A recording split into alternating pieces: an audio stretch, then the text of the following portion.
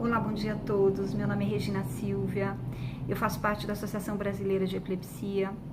Em nome da nossa presidente Maria Alice e do nosso grupo, eu venho agradecer a participação de tantas pessoas na nossa caminhada no dia 25, de março, em comemoração ao Purple Day. Muitas pessoas envolvidas, pessoas que vieram do Brasil todo com suas famílias para participar desse momento e trazer a sua presença, trazer a sua indignação com relação a tudo que está faltando e o seu amor para ser uma força grupal.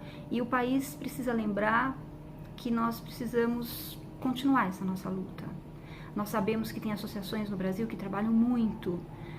Nós temos a EP Brasil, nós temos a ASP, temos associações pelos confins do Brasil, e nós sabemos que a realidade brasileira é bastante difícil. Tem lugares que não se recebe medicação, tem lugares que a informação e o preconceito são piores. Então nós temos que lembrar que o cidadão com epilepsia é e a nossa luta tem que incluir a todos.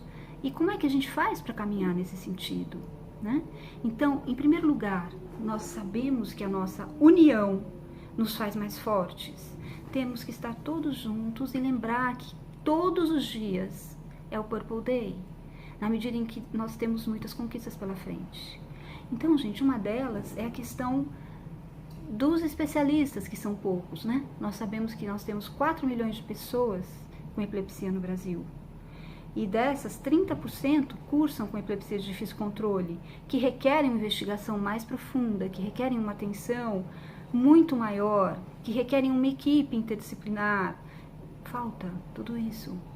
Nós sabemos que agora nós estamos lidando com uma falta terrível de medicação. São dispensados medicamentos importantes para a epilepsia no Brasil, inclusive os de alto custo. Vigabatrina, lamotrigina, topiramato. Vigabatrina é a primeira opção para a síndrome de West, que é uma síndrome gravíssima, e que um dia de falta do medicamento pode trazer lesões irreparáveis para as crianças. Então estão acontecendo coisas nesse sentido muito gritantes. E quem é que vai se haver com essas questões? Nós sabemos que a ignorância, em decorrência também do preconceito, do estigma, da falta de informação, é cruel. A Organização Mundial de Saúde, a partir de 2015, ela coloca pela primeira vez na sua agenda a epilepsia, reconhecendo o sofrimento dessas pessoas e a necessidade das pessoas terem uma atenção especial das autoridades. No Brasil nós não temos. A Previdência Social, por exemplo, ela concebe a epilepsia não como uma doença incapacitante. Pessoas com epilepsia, para a Previdência Social, estão aptas ao trabalho. Sim, muitas estão, porém não há empregos, Basta ter uma crise e essas pessoas são mandadas embora. Outra questão, estão aptas ao trabalho, mas nem todas, porque muito embora a epilepsia seja um problema intermitente, quando a pessoa tem uma crise, ela pode ter momentos de pior e ela pode não poder trabalhar. Então, a Previdência Social precisa ter uma outra visão da epilepsia e enquadrá-la de uma outra forma nas suas leis. Porque as nossas pessoas sofrem muito para conseguir um benefício, de uma maneira injusta. Então, está faltando equidade para a epilepsia, está faltando coisas básicas. Por exemplo, informações. Nós sabemos que a rede de saúde não detém a informação necessária. Tem enfermeiros que não sabem lidar, tem médicos que não sabem lidar. Nas instituições escolares também é um problema enorme. Nós atendemos muitas crianças, muitas famílias, e nós entramos em contato com as escolas. Os diretores desconhecem, os coordenadores pedagógicos desconhecem, os inspetores de alunos desconhecem. As crianças e adolescentes com epilepsia são uma presa muito fácil ao bullying. Já tem os nomes pejorativos. Então, essas pessoas precisam de proteção, elas podem cair de escadas, elas podem se machucar de toda ordem.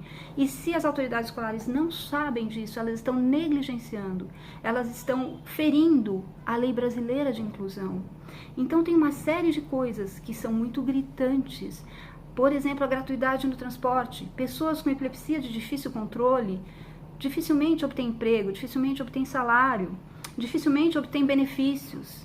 Elas não podem dirigir e elas precisam tocar a vida. E como elas não têm gratuidade no transporte, elas precisam geralmente de um acompanhante. Gente, é um lugar de muita injustiça e de muitas faltas.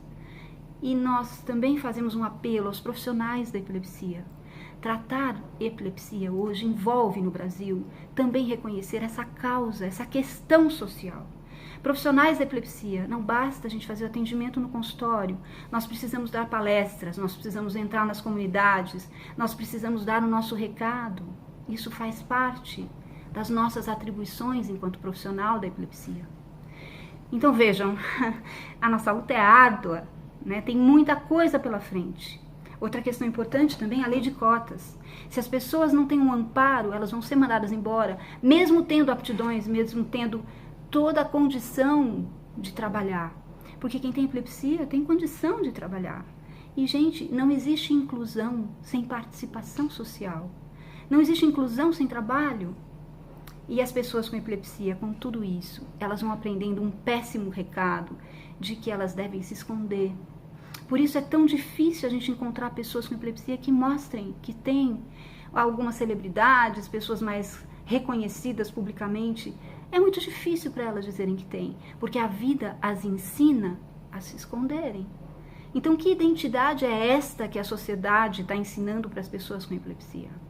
E quem, se não nós, profissionais da epilepsia, e também pessoas com epilepsia e familiares, sabe mais sobre isso do que a gente? Quem é que sabe?